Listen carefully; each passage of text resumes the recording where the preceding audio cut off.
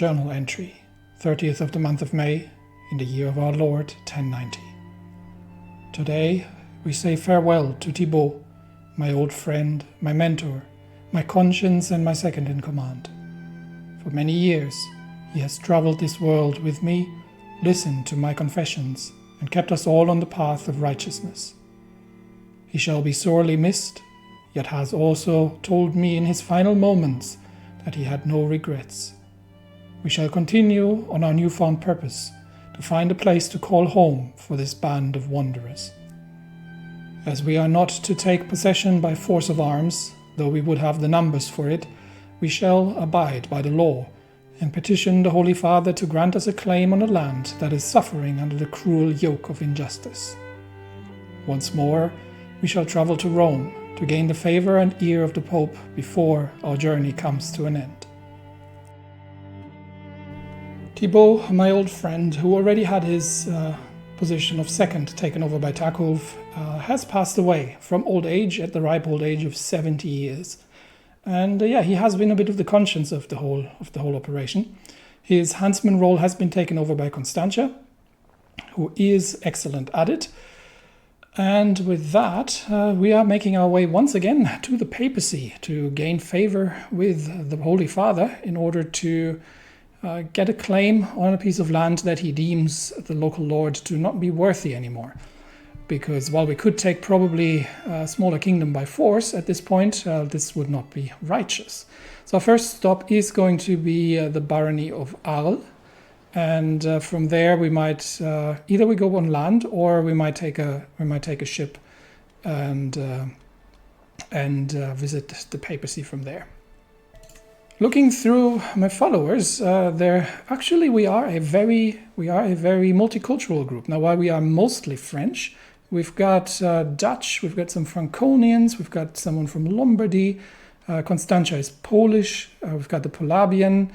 More Franconians, more Dutch. We've even got an Anglo-Saxon with us, a Gaelic man. A few more French. Elisa is Occitan.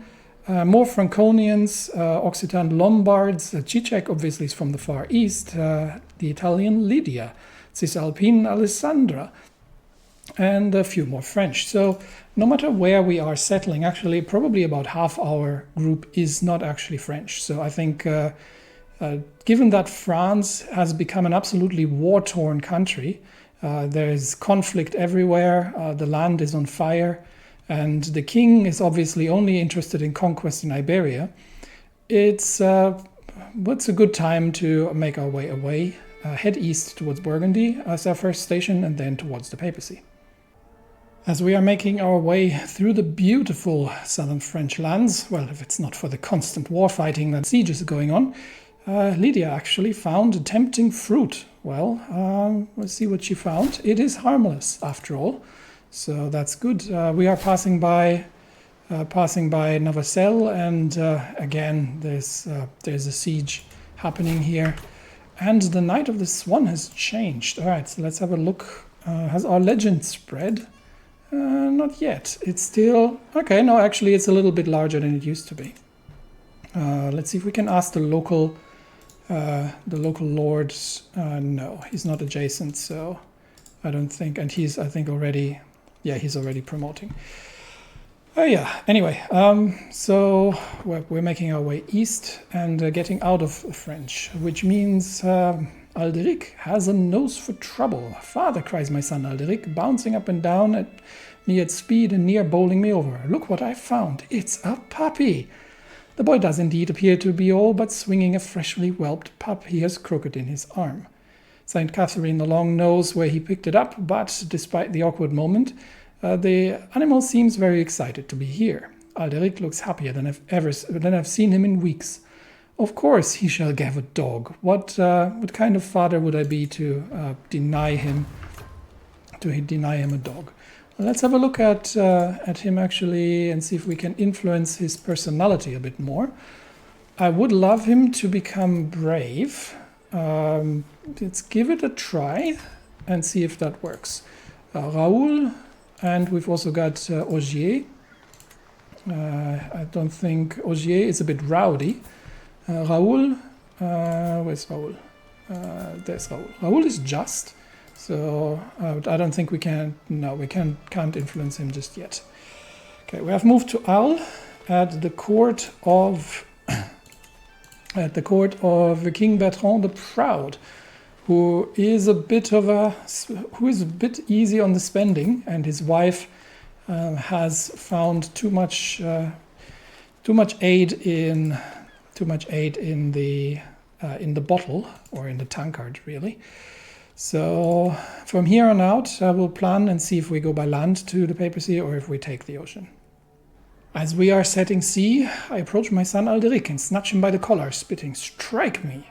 He quails, protesting. "But you are the captain." "Do it," I insist, until I am hit across my grinning face. "Fear nothing, boy. For if you can strike me, what can't you do? Try, strive, fail. Then you'll die for honor, love, duty, all better than a meaningless deathbed." "God and the Lion de Beauvais," cries Alderic. "I shall not fail." So he has gained, I think... yes, Alderic gains the brave trait. Visiting the Holy Father, we have been given a task. He needs impartial arbitrators to settle a parochial dispute for the Pope, and of course we shall be taking that. Currently, the Pope has a pretty high option of me, but we will take this contract and we will see if that can sufficiently increase it. But in case not, this is very hard. I can try to sway him, or I can send him some. I can make a donation as well. But for now, we shall see. We shall see if we can simply complete his contract. But good news. Perunel has once again given birth to my son Antoine. So while we are doing that, let's have a look at the latest member of the family. He does not seem to have inherited any of the traits of his mother, not like Ogier or Alderic, but we shall love him nonetheless. He's the fourth son in the line of the House of Villeron. So that said, we will take the contract from the Pope, and with Pope Sergius's writ of authorization in hand, we set out on our journey. The trip to Roma, Tivoli, and Benevento. All right, now smaller group travels faster. So what do we need? We need to complete skill challenges. 2 challenges for success, or 3 for exceptional. Failing a challenge fails the complete contract. Okay. All right. Smaller group travels faster. And with that, we are off to our first stop. In Roma, everyone talks of one thing and one thing alone, a peculiar local article of Catholicism that seems to have arisen from primitive theological debates. This would be fine if dry subject matter for pious lowborns to involve themselves with, but the fools seem to have gotten too caught up in the spirit of debate. With insults flying thicker and faster with each passing day, it's only a matter of time till their dusty theories lead into knives in the streets.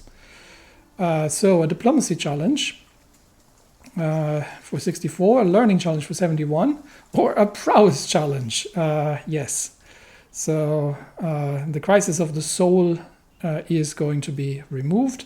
98%, I shall let my presence do the talking, and that my prowess wins out. Apparently, the dispute in Tivoli revolves around some local group of petty criminals hiding out in the wilds. The residents are split into about a dozen feuding factions, each of them convinced that one or more of the others are secretly in league with the marauders, providing them with aid and succor. None of them are willing to work together on the issue. All right, diplomacy, 64%, martial for 64%, or intrigue. Yeah, we can use either of these, because I think we shall try and solve the problem of bandits, and we do win out. Well, in the end, we're here to earn the Pope's favor, not to make money. So I think with that, we have a guaranteed success. I don't know what the last challenge will be, but given that some of the other challenges were something like diplomacy, where I only had about a 60% chance or something, that might not work out in my favor. So we'll leave well enough alone. We shall return to Rome, and with that, we have absolutely won the Pope's favor. We have excelled at a contract and completed it. That was a previous one, but also completed the contract. The Pope as well is a veteran traveler, and I am a devoted servant, close to becoming a paragon of virtue. So with that, I think we can try to see if we can find, if we can get an audience with the Pope to ask to give us a claim to a title of a land that he deems worthy of our residency. After much deliberation and consultation with the records, the Holy Father has given us our quest. Duke Guillaume V, the accursed of Toulouse, a man, a kinslayer, so vile and evil in the eyes of the Church, ravages the land, suppresses the locals, and the Holy Father has agreed that by law we should be supplanting the Duke in service of the King of France. However, if the Duke is going to willingly abolish his title, or if we may have to take it from him in force, is a completely different question. That said, for now, we will be getting the claim for the Duchy of Toulouse, and we will have to prepare to not just take on the Duke himself, but potentially the evil King Eudes II of France himself, because the country is breaking under the strain of his ambition, and I don't think it will be easy to wrest our freedom from that. But I think this is probably what the Lord has intended for us. Now, that said, we were going to have to make our way back, and we will also have to prepare, because we will need to raise a larger army, because I don't think the King of France will accept our claim to the duchy, and will probably be trying to use force against us. Briefly after we left the city of Rome, a messenger arrives, handing us the official scrolls. To the serene Captain Bernard de Leon de Beauvais, I have pondered your request and have decided to recognize your claim on the Duchy of Toulouse. There has come to light irrefutable proof that your ancestors did indeed rule the land in ancient times. I will prove myself a worthy ruler. We have spent a fair amount of piety with that, and we'll be making our way slowly back towards the French lands, but we are going to have to